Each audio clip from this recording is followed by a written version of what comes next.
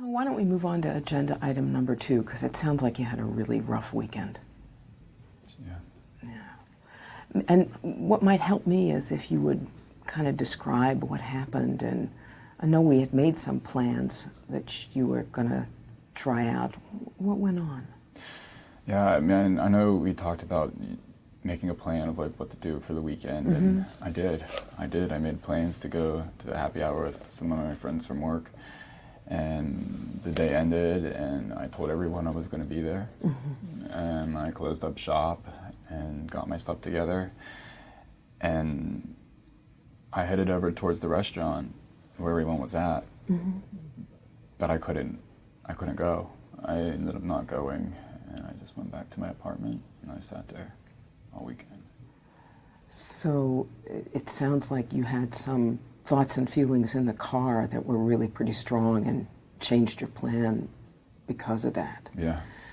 You know, one thing that I think might be helpful for us would be to try and capture some of those so that we can really see the kind of thinking you were doing and what kind of effects it had on your mood and your behavior. Okay. Would that be okay? And so if we could like have a time machine and take us back to Friday, you're driving, you're approaching the restaurant, what happens next?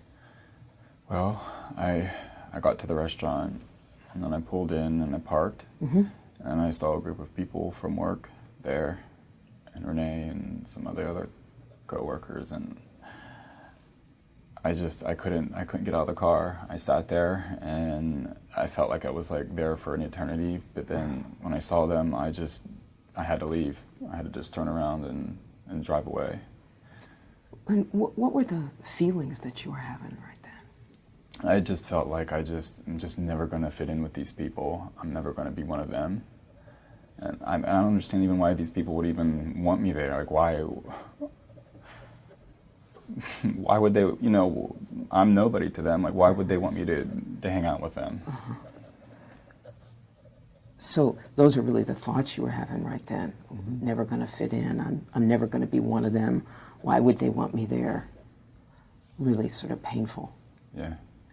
And it sounds like you had some painful emotion associated with that too. Yeah. So then you drove home. And then I just drove home as fast as I could. What happened next? Well, when I got home, I just, I walked into my apartment, the place that I'm at all the time, and I just shut the door, and I just felt like I was, just like a sigh of relief, and I was home. But then when I took a second to realize I'm home and there's nothing there, just me, and I just sat down in my chair and turned the television on, and that was my weekend. So you spent the whole weekend in front of the TV? Yeah. And when you were sitting there starting to sort of collect yourself, what kind of thoughts were going through your mind then? I just felt so alone. Just really, I'm just by myself. I'm just never going to fit in.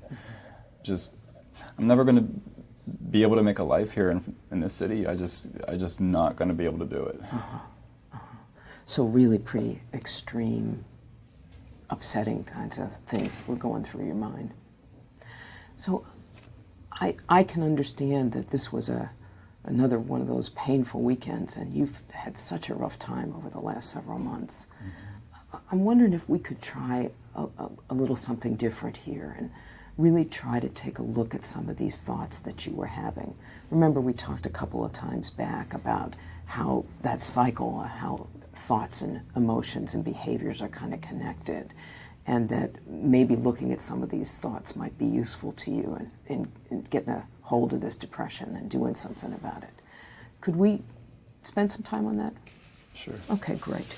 So this is a piece of paper called a thought record, and it's really just a device that helps us to organize information about situations, thoughts, and behaviors, and then really helps us to take a more logical look at what was happening at the time. Okay. And so I'm going to use this piece of paper and teach you how to use it as well, because I think it can be really helpful.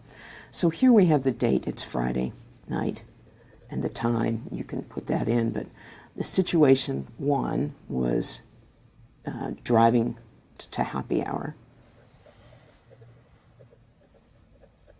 and being in the parking lot. And situation 2 was sitting in front of the TV at home. Mm-hmm. Okay.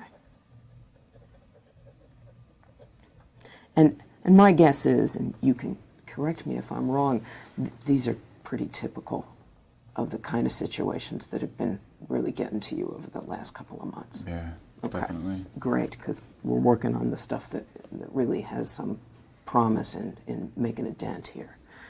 So here's the thoughts you were having at that time. I'm never going to fit in. I'm never going to be one of them.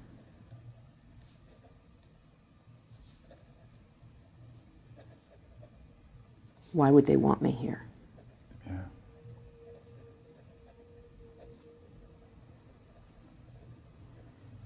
And when you were at home, sitting in front of the TV, again, I'm never going to fit in.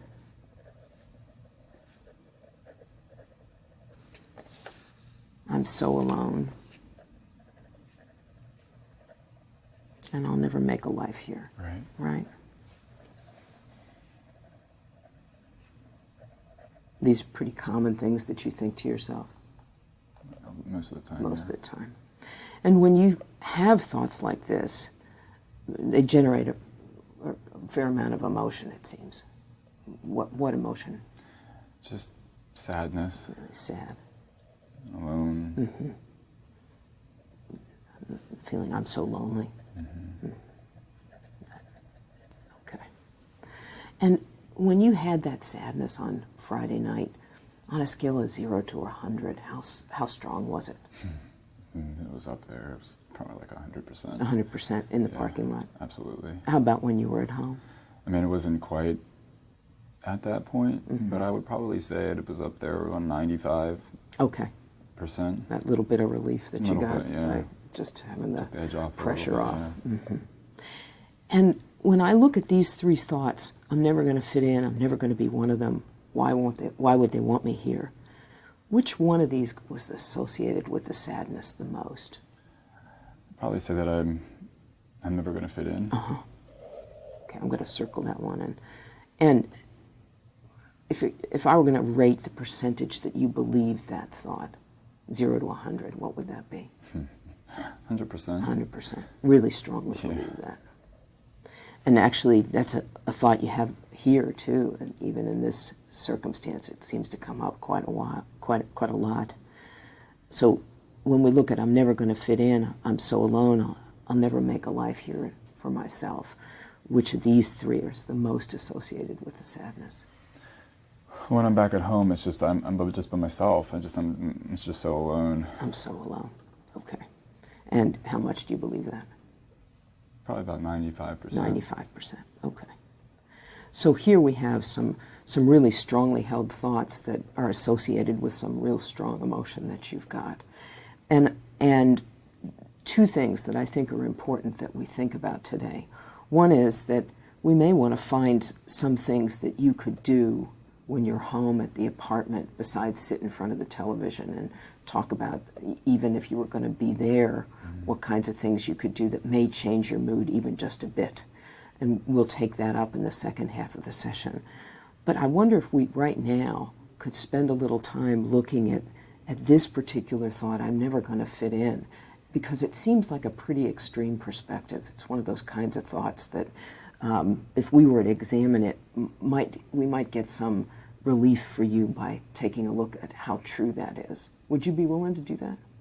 Sure.